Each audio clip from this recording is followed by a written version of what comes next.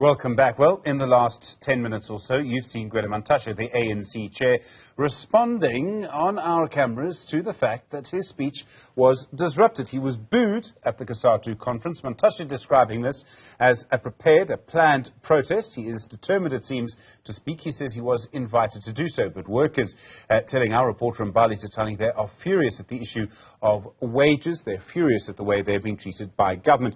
Patrick Deale is a Labour lawyer, much experience in Labour issues and dealing with unions. He joins us now. Patrick, good afternoon to you. And we have COSATU members so angry at the chair of the ANC. What does that tell us about the relationship between the ANC and COSATU at the moment? Stephen, it tells us that it's extremely strained. And, this is in the context of the public service wage negotiation, which has already reached deadlock at the moment. So we're talking here about an alliance partner, the ANC, as an employer in conflict with their alliance partners as a union representative of their members in the public service. And I think that is the rub, the most immediate rub that is causing the tensions between them. I mean, we've known for probably the last 2 decades that in the end, the final wage negotiations weren't necessarily at the bargaining council. They were between people who came from the same movement. Now, I suppose you could say the money's run out, and so things are getting tougher.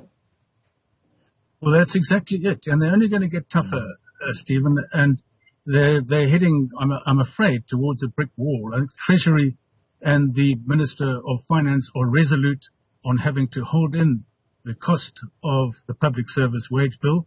They have to do that for the preservation of the overall economy in the bigger picture.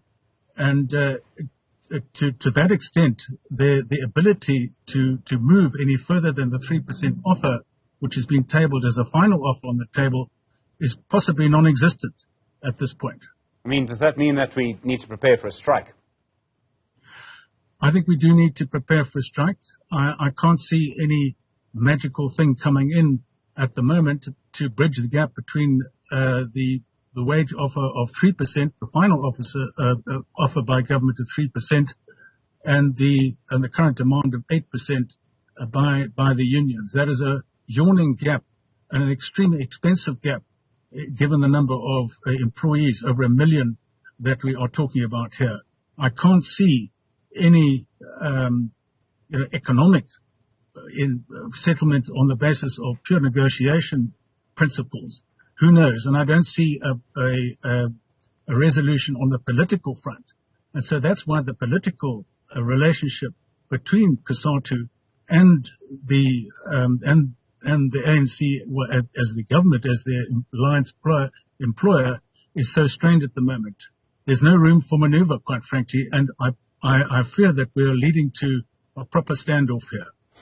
The other issue, of course, is the sort of a relationship in terms of the movement, in terms of the alliance. I mean, I don't know how different things would be if COSATU wasn't part of the alliance. But earlier today, we had Singiswa Losi, as I understand what she said. She was saying that, yes, there are problems with the alliance. She's the president of COSATU.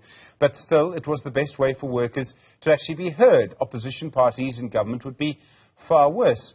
And I mean, in a way, this is a debate that's probably been with us for 20 years. Should COSATU, should workers, should union movements be part of the tripartite alliance or not? I mean, do you foresee a change to this dynamic, or do you think this holding pattern will continue for a while yet? I think the holding pattern will continue, Stephen. I don't think that they have, if they want to keep a hand in the political game for some degree of political clout, they have to keep the alliance going. Otherwise, they'll be out in the cold entirely. And you'll have an unshackled ANC having to deal with its economic issues, and it will do so more resolutely without the need to somehow cater for an alliance and keep them in the fold, as it were. And COSATU, as we know, and is in a lot weaker position to influence the economy outside of the ANC because of the split that occurred 4 years ago. Its membership has fallen radically over these last 4 years by some 400,000 or 500,000 rand, particularly with the split to SAFTU. And so we have a divided union movement really struggling to make an impact, not only economically, but socially, but more importantly, politically.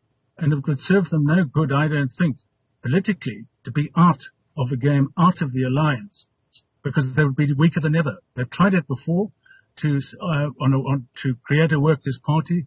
It was a great flop. And to try and do it now, where they're even weaker than they were during the last elections, I think would be a perilous thing for them to do. Patrick Deale, Labour lawyer, thank you very much indeed. Do appreciate the view and your analysis on that today. Well.